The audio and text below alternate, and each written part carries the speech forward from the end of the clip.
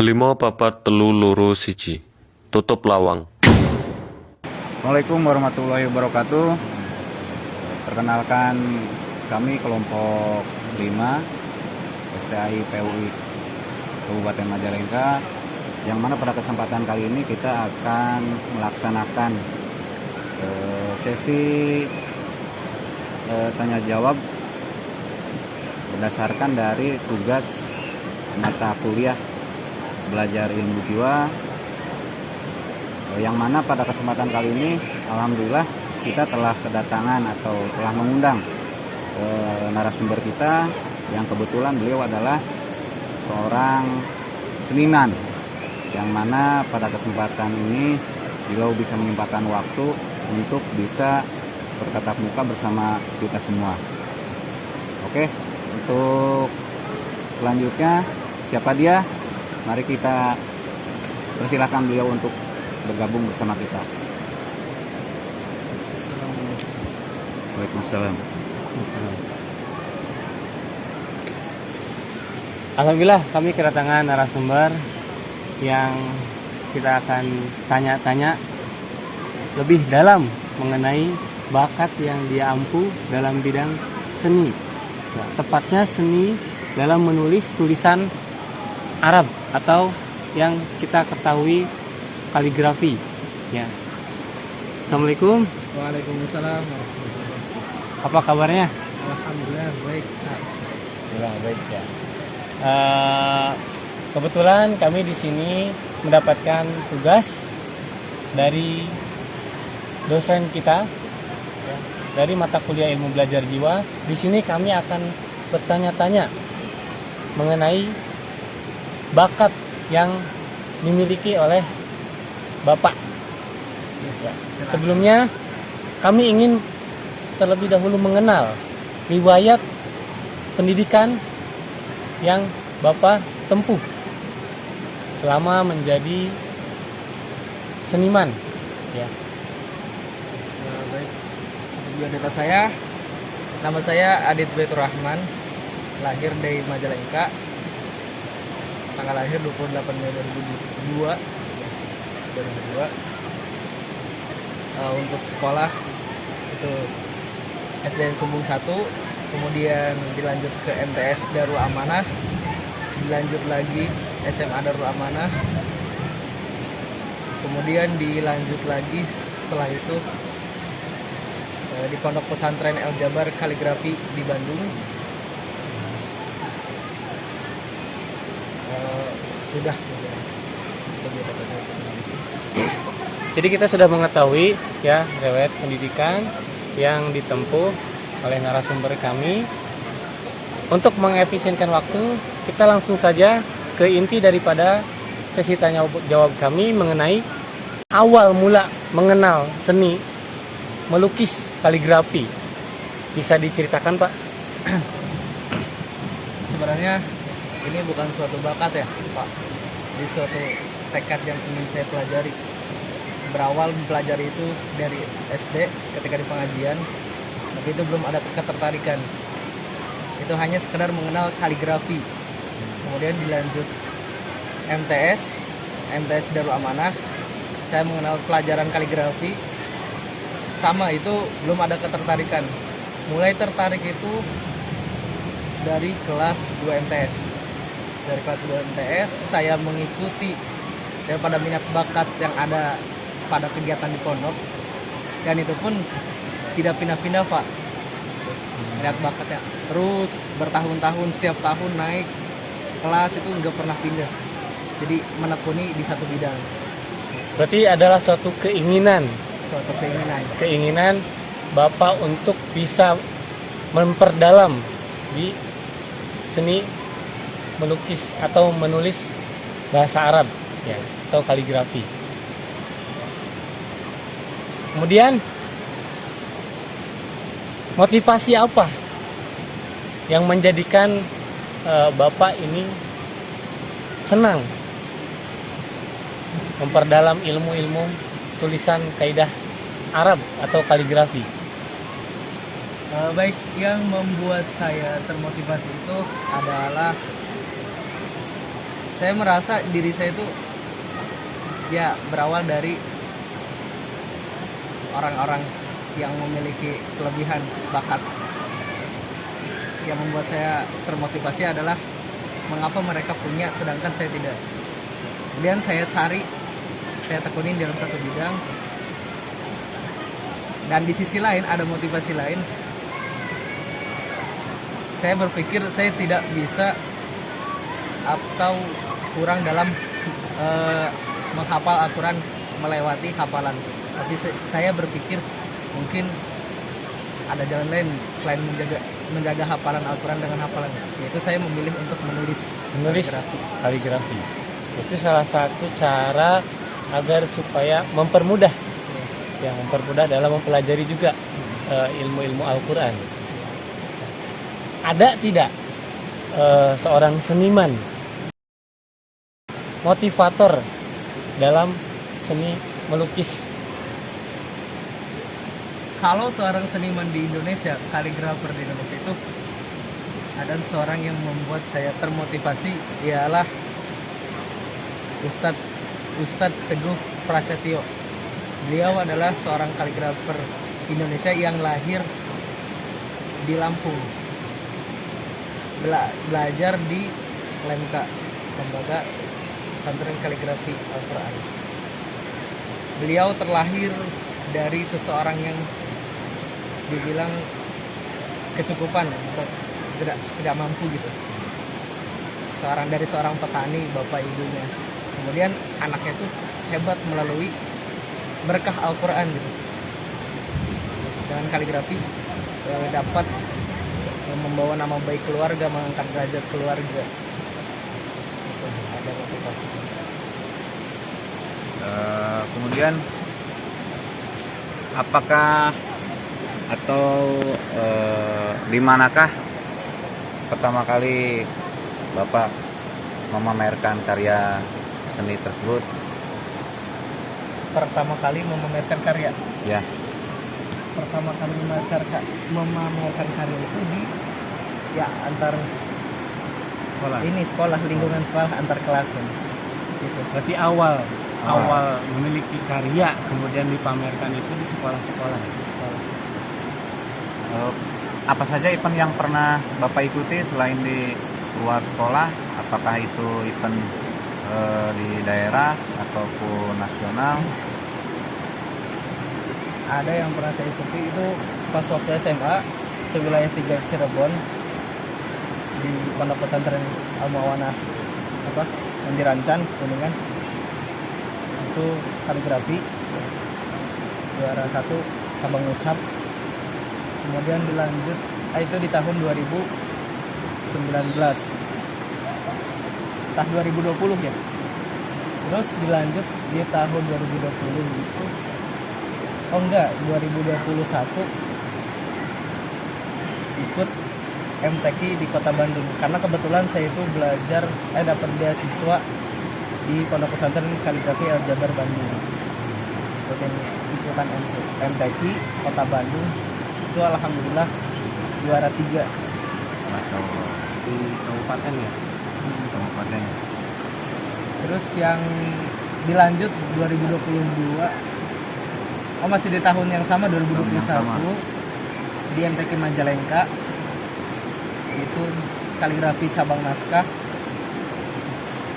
mewakili Sukahaji juara 2 di tahun kemarin. Nah yang terakhir tahun sekarang alhamdulillah di tahun 2022 ini di MTQ Majalengka, tepatnya di Cingambul, itu alhamdulillah juara 1. Dan itu bisa dilihat sih, bukan kita yang hebat, karena rezeki itu, rezeki untuk kita. Suatu kebanggaan ya, suatu prestasi ya juga bagi kita ya. Begitu banyak mungkin ya penghargaan yang sudah didapat nih, kalau boleh tahu nih udah berapa banyak penghargaan mungkin yang sudah Bapak dapat sampai sekarang. Kalau yang ada sertifikatnya itu hanya 3 sertifikatnya. Kalau yang di Kota Bandung juga ada sertifikatnya. Ya, berupa piala aja. Ada nggak event atau acara yang paling berkesan buat Bapak? Yang paling berkesan ya, Waktu di mana? yang paling berkesan itu sih belum ada ya, tapi sampai sekarang belum ada ya. Belum menemukan. Belum Ya. menemukan. Yang paling ya, paling kalau berkesan mah ada, cuman yang paling berkesan itu belum. Kalau untuk guru itu yang paling berpengaruh pada diri sendiri tuh ada nggak? Yang paling berpengaruh itu? Guru ada, masih lulusan pondok pesantren Darul Amanah, beliau Ustadz Agnan. Kemudian ada Pak An Saiful Alam, ada Ustadz Hendra, banyak Pak Dan Hendra yang di Payung. di Payung. Kebetulan itu tetangga saya juga, saya kan orang Payung. Temannya itu sama teman saya. Tetanggaan. Kendala-kendala itu di kaligrafi apa sih? Kalau kendala itu ya Yang paling banyak apa ya? paling susah untuk dilakukan gitu. Kendala bagi saya ya. Mungkin dana Pak. Ya maksudnya dana, bahkan alat-alat kaligrafi pun lumayan. Fasilitasnya mungkin. Fasilitasnya yang Lumayan. menghambat. Untuk latihan juga perlu apa-apa barang-barang. Dan saya memerlukan ngumpulin dulu. Atau setelah MTQ baru bisa beli alat. Kalau dari pikiran itu berpengaruh nggak sih ketika kita menulis kaligrafi, itu pikiran kita tidak fokus gitu, atau memikirkan suatu hal itu berpengaruh besar nggak buat Anda? Itu berpengaruh Pak. Di kaligrafi ketika nulis itu, misalkan kita nulis huruf alif ataupun wau ya, atau huruf-huruf yang lain, itu di pikiran kita tuh harus ada, kalau ini visual ya, tergambar gitu, bayangan bentuk wau seperti apa, tarikannya seperti apa. Itu mulai ada seperti itu tuh sekarang. Dulu mah ya asal gores enggak. Pernah nggak gitu ketika kita menulis kaligrafi gitu, tiba-tiba kebayang apa gitu, kebayang pacar atau apa gitu? Pernah nggak dia dalam kontes itu, dalam perlombaan gitu? Mungkin ya, kalau misalkan kayak gitu secara bawah alam tidak sadar gitu ya. Itu kalau nggak fokus tuh tulisan salah kalimat misalkan yang harusnya Al-Quran, ini Al-Qur'ani. Jadi salah harokat atau salah huruf itu berpengaruhnya pada situ. Kalau kurang fokus dalam nulis. Apalagi kalau lomba mah ada amanat seperti ini dari guru. Ketika lomba jangan pernah memikirkan juara. Yang perlu kita pikirkan adalah kaidah bentuk-bentuk huruf kaligrafi. Ketika kaidah-kaidah huruf kaligrafi sudah kita pikirkan, itu malah mendekati daripada keberhasilan. Berarti yang dituju dalam proses kaligrafi ini adalah poin-poin yang ada dalam kaligrafi, seperti hanya memperhatikan kaidah ya, kemudian penulisan secara tematik ya. Karena kan yang saya tahu nih, dalam kaligrafi itu kan berbagai macam tulisan ya. Ada naskah, ada solusi, kemudian ada apa lagi kalau tidak salah? Rik'ah ya, diwani. Karena saya juga sempat gitu ya mempelajari kaligrafi, namun kendala di saya itu ya tidak terlalu tidak terlalu semangat akhirnya ya. Mungkin itu salah satu faktor juga ya, ketika kita ingin memperdalam suatu kemampuan atau skill yang kita miliki, harus banyak sekali pengorbanan kan ya. Salah satunya pengorbanan waktu mungkin ya sudah pasti ya. Kemudian juga fasilitas tadi ya, alat-alat yang harus kita gunakan ya. Berarti harus terus berlatih dan berlatih. Boleh deh kita ya pengen tahu hasil karya-karya yang sudah dibuat atau prestasi-prestasi apa saja yang sudah didapatkan nih dari narasumber kami ini ya. biar bisa Biar diperlihatkan bisa juga. kita sharing kepada pemirsa, teman-teman di rumah. Ini ada beberapa prestasi saya yang tadi disebutkan 3.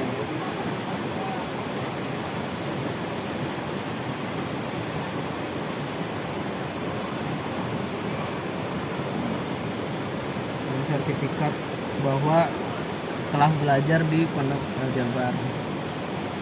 Oh, yang ini ya? Iya. Ini pas kelas 3 SMA kalau nggak salah. Iya, kelas 3 SMA. Yang juara 1. Iya, mewakili Darul Amanah. Kalau ini yang tahun 2021. Wow, banyak juga ya. Ini mungkin sebagian ya. Juara sebagian. Ya. Mungkin kalau yang aslinya banyak numpuk di lemari. Mungkin hasilnya banyak ya. Amin, amin, amin. Kami penasaran juga nih tadi yang dibawa sama Bapak nih. Bawa Karena apa? narasumber tuh? kami ini Ah, membawa boleh. sesuatu ya yang akan Ah. ditunjukkan kepada pemirsa, nanti kita akan lihat.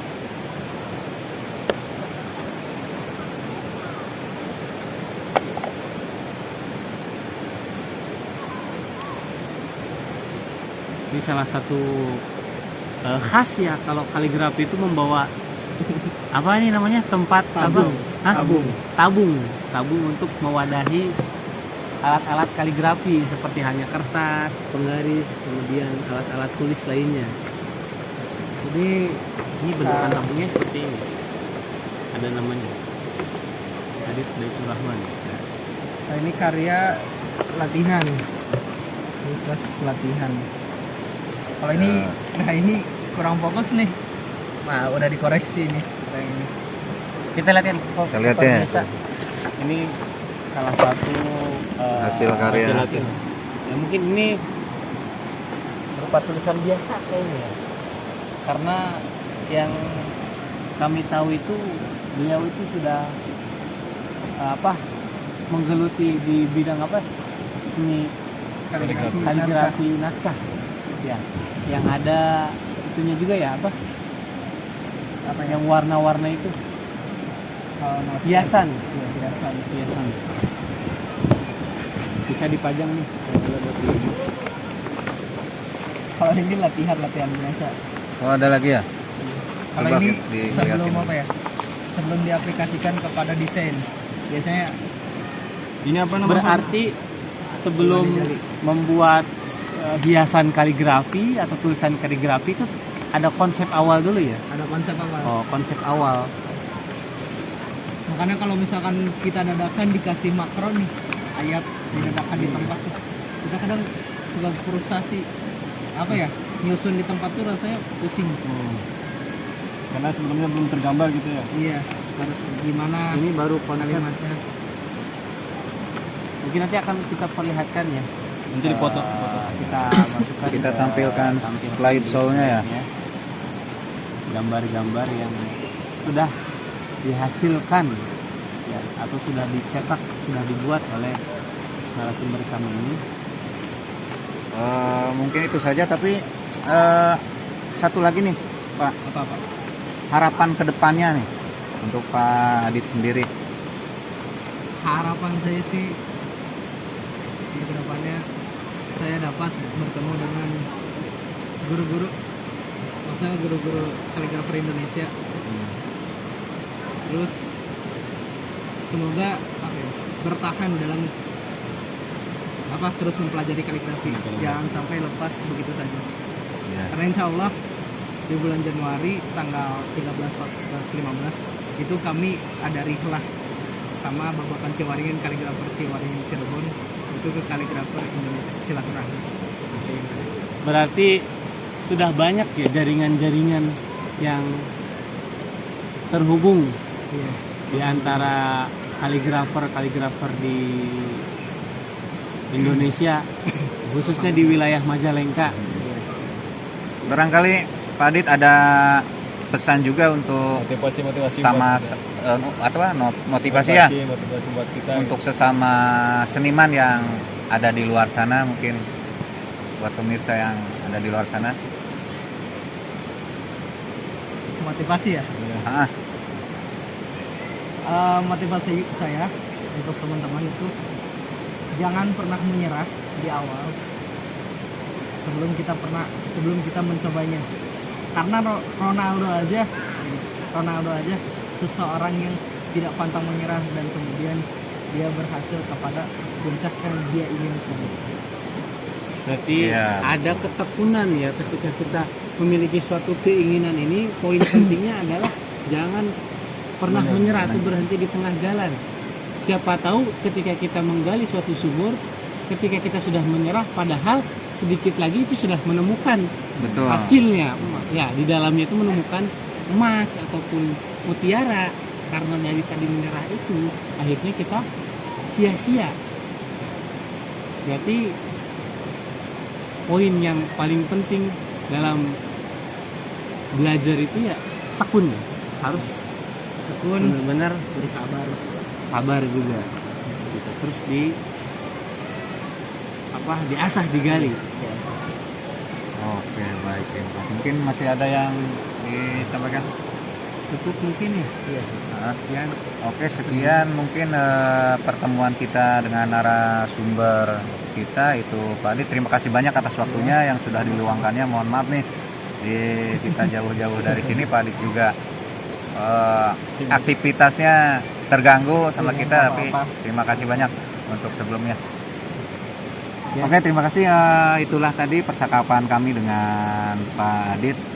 Beliau adalah seorang seniman khususnya di bidang kaligrafi. Mungkin cukup di sini pertemuan kita di hari dengan Biar Taufiq wal Hidayah. Wassalamualaikum warahmatullahi wabarakatuh. Wah,